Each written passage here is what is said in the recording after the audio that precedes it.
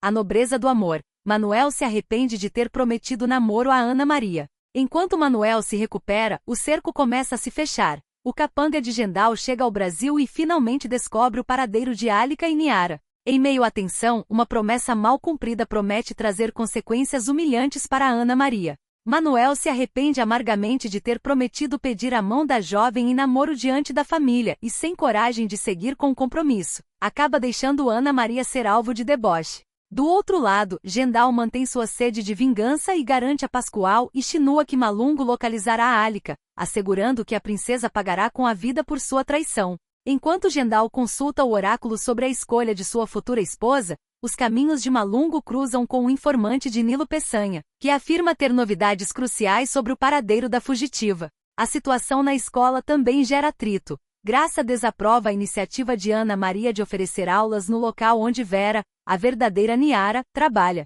Enquanto isso, Belmira decide abrir o jogo com Lúcia, revelando o plano de Virgínia contra o ateliê. No âmbito familiar, Fátima recebe a boa notícia de que não há nada de errado com sua saúde, mas prefere manter o sigilo, pedindo descrição a Onildo. Ele, por sua vez, insiste que Miguel e Salma têm o direito de conhecer a verdade. A situação de Ana Maria se complica ainda mais quando Graça e Merinho começam a zombar da jovem, que ainda espera ansiosamente pelo pedido oficial de Manuel. Por fim, o perigo ronda os rebeldes. Kênia confidencia a Chinua que seguiu as orientações de Domi para escapar da perseguição de Gendal. Paralelamente, Domi, Eike e Ladisa localizam a urna com as joias de Gendal, mas Domi teme que o vilão descubra o envolvimento de Kênia na proteção dos rebeldes.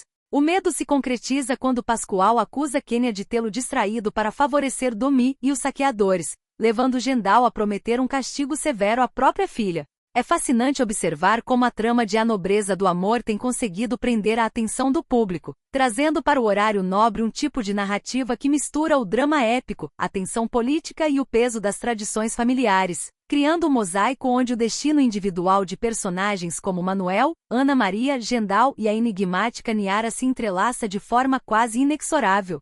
Quando vemos Manuel recuar em sua promessa de assumir publicamente o namoro com Ana Maria, não estamos apenas diante de um simples conflito romântico de novela, mas sim de um reflexo muito profundo de como a pressão social e o medo do julgamento alheio podem corroer até os sentimentos que, teoricamente, seriam os mais sinceros. E é aqui que a gente precisa abrir um parêntese importante sobre a trajetória desses personagens, ou melhor, sobre o que esses arquétipos representam no imaginário da teledramaturgia atual.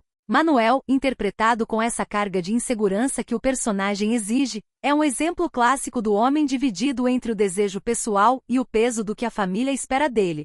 Se olharmos para a carreira do ator que lhe dá vida, percebemos uma evolução notável. Ele começou como galã de papéis secundários em produções menores, muitas vezes limitado a estereótipos, mas que, com o passar dos anos, soube imprimir uma camada de humanidade e vulnerabilidade em cada novo trabalho. Ele já passou por fases marcantes, desde os dramas juvenis onde o foco era puramente estético, até esse momento atual, onde ele é cobrado por uma atuação que exige nuances psicológicas. A forma como ele hesita ao lidar com a expectativa de Ana Maria não é apenas uma falha de caráter do personagem, mas um movimento estratégico do roteiro para nos mostrar que por trás da fachada de homem de honra, existe alguém que ainda não tem maturidade para lidar com as consequências de suas palavras. Já Ana Maria, que se tornou a vítima dessa humilhação pública, representa aquela figura da protagonista que, embora cheia de sonhos, é constantemente podada pelas convenções. A atriz que a interpreta tem uma trajetória muito interessante, vinda do teatro de grupo, onde a entrega física é intensa e a interpretação é visceral. Ela trouxe para Ana Maria essa característica de uma mulher que, apesar de estar em um ambiente conservador, busca uma autonomia que, na prática, termina sendo sufocada por figuras como Graça. Ver Graça com todo aquele cinismo que a personagem carrega se juntar ao coro de deboche contra a jovem nos faz questionar até que ponto a inveja e a necessidade de se sentir superior aos outros moldam as relações sociais em comunidades tão fechadas como a que a trama retrata. É um comportamento que vemos repetido em diversas produções, o clássico embate entre a esperança da juventude e a amargura de quem já não acredita mais em nada, mas a forma como isso foi conduzido aqui, com o detalhe das aulas na escola, dá um toque de realidade, de cotidiano, que torna tudo muito mais próximo de quem assiste. E o que dizer de Gendal? O grande vilão, o motor da discórdia, o homem que não conhece limites para sua sede de vingança. Gendal é o antagonista que nós amamos odiar. A trajetória do ator que o encarna é talvez uma das mais respeitadas na dramaturgia atual. Ele é um veterano, alguém que começou sua caminhada em palcos clássicos, dominando a técnica da tragédia, e que ao longo das décadas migrou para a televisão, tornando-se uma presença magnética e indispensável. Ele já viveu heróis, já viveu homens de moral duvidosa, mas como Gendal, ele alcançou um patamar de vilania que não se apoia apenas na maldade gratuita, mas em uma motivação política, a busca por poder e a manutenção de um legado a qualquer custo. Quando ele consulta o oráculo e planeja o destino de sua futura esposa, ele está exercendo o controle máximo, a negação do livre-arbítrio, algo que sempre foi um tema recorrente em suas melhores atuações. A correlação entre o que está acontecendo agora e o passado desses personagens é o que sustenta o interesse do público. Antigamente víamos conflitos em tramas similares que se resolviam de forma rápida, quase maniqueísta. Hoje, a nobreza do amor propõe algo diferente. A consequência é lenta, é dolorosa, é humilhante. O fato de Malungo, o braço direito de Gendal, ter cruzado o caminho de um informante de Nilo Peçanha traz uma camada de investigação que lembra muito aqueles thrillers de espionagem, mas tudo sob a égide da lealdade e da traição, que são temas universais. Eu, particularmente, acho que a televisão brasileira está vivendo um momento onde o público não quer apenas o final feliz. O público quer ver a construção dessa trajetória, quer ver a derrota do protagonista, quer ver o momento em que a máscara cai, como aconteceu agora com o Manuel. Esse tipo de narrativa, que coloca o personagem contra a parede e o força a tomar decisões covardes, é o que mantém a audiência ligada, porque gera uma indignação genuína. E não podemos esquecer de Kenya. A relação dela com Dumi e a forma como ela se coloca em risco para proteger os rebeldes acrescentam um elemento de urgência que, de certa forma, equilibra o drama doméstico.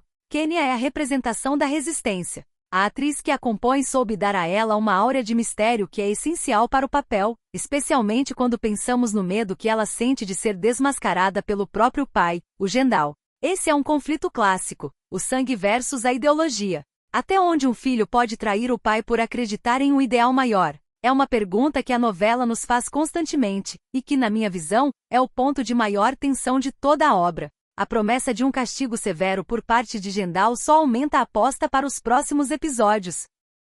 Ao analisar o cenário geral, percebo que estamos diante de uma história que sabe usar o silêncio e o sigilo como ferramentas dramáticas, como vemos no caso de Fátima e seu segredo de saúde com Onildo. O drama pessoal que ela vive traz uma humanidade necessária para o meio de tanta conspiração política e perseguição. É o equilíbrio entre o macro e o micro. De um lado, a vingança de um senhor da guerra, do outro, o medo de uma mulher comum em enfrentar uma doença, escondendo isso até mesmo daqueles que mais ama. Isso mostra que, no fundo, a grande força de A Nobreza do Amor é tratar os personagens com uma complexidade que muitas vezes esquecemos que eles possuem. Eles não são apenas vilões ou vítimas, são pessoas tentando sobreviver em um mundo que a todo momento exige que eles escolham um lado. E convenhamos, é essa escolha, muitas vezes errada ou covarde, que faz a gente não conseguir desgrudar da tela. A expectativa agora fica toda sobre o que a humilhação de Ana Maria vai gerar nela, se ela vai se curvar diante do deboche de Graça e Mirinho, ou se essa vergonha será o combustível para uma transformação que ninguém espera. Pela trajetória que os personagens percorreram até aqui, eu arriscaria dizer que o jogo ainda vai virar de uma forma que deixará o próprio Gendal, com todo o seu oráculo e poder, completamente desarmado.